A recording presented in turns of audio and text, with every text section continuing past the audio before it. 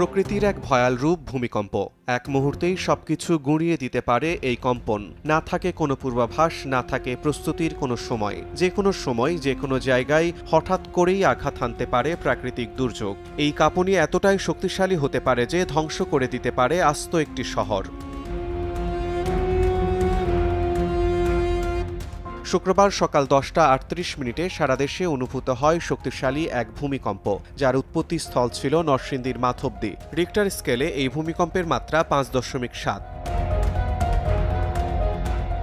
এ সময় অনেকেই আতঙ্কে ঘর থেকে রাস্তায় বেরিয়ে আসেন। দুপুর পর্যন্ত ভবন ধ্বংসে বিভিন্ন স্থানে মৃত্যুর খবর জানা গেলেও ক্ষয়ক্ষতির সঠিক পরিমাণ এখনও জানা যায়নি।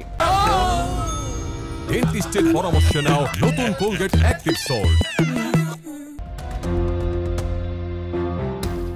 চলুন জেনে নেই কেন হুট করে কেঁপে ওঠে মাটি, কি কি কারণে ঘটে এ ভূকম্পন, কেনই বা সেই কম্পন থেকে তৈরি হয় ভূমিকম্প।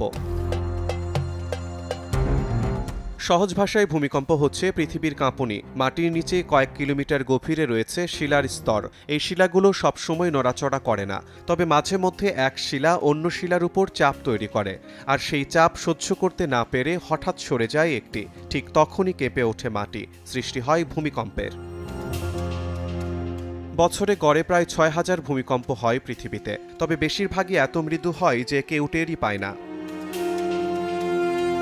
সাধারণত কম্পন অনুযায়ী ভূমিকম্প 3 ধরনের। প্রচণ্ড, রিক্টার স্কেলে কম্পনের মাত্রা 6 বা তার বেশি।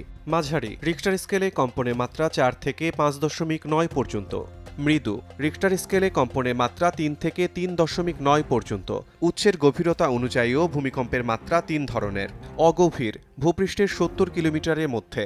মধ্যবর্তী, 70 থেকে 300 কিলোমিটারের মধ্যে। গভীর, 300 কিলোমিটারের নিচে।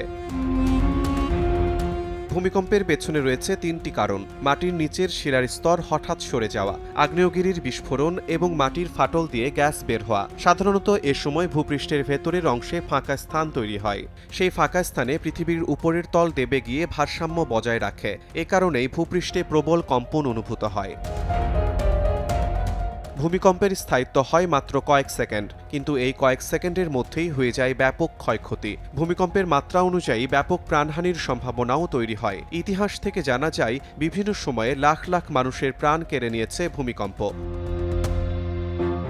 বাংলাদেশের ভৌগোলিক অবস্থান 3টি বড় টেকটনিক প্লেটের সংযোগস্থলে: ভারতীয় প্লেট, ইউরেশীয় প্লেট ও বার্মা মাইক্রোপ্লেট। এই 3 প্লেটের ঠেলাঠেলি, চাপ আর সংঘর্ষের কারণে বরাবরই দেশটি রয়েছে ভূমিকম্পের উচ্চ ঝুঁকিতে, বিশেষ করে মধুপুর ফল্ট, ডাউকি ফল্ট এবং চট্টগ্রাম অঞ্চলে। রাজধানী অঞ্চলও যে বিশেষ সুবিধায় রয়েছে তা নয়। বিশেষজ্ঞের মতে, যদি ঢাকা শহরে 7 মাত্রার ভূমিকম্প হয়, তাহলে পুরান ঢাকার 60 থেকে 70% ভবন ভেঙে পড়তে পারে। নতুন ঢাকার ঝুঁকি কম হলেও পুরনো ভবন, অপরিকল্পিত নগরায়ন এবং দুর্বল নির্মাণ সব মিলিয়ে ভয়াবহ ক্ষতির আশঙ্কা রয়েছে। এক পরিসংখ্যানে দেখা যায়, মাত্র 1% ভবন ভাঙলেই মানুষের মৃত্যু ছড়িয়ে যেতে পারে 3 লাখে। আর্থিক ক্ষতির পরিমাণ হবে কোটি কোটি টাকা। শিমুল হোসেন, সময় সংবাদ।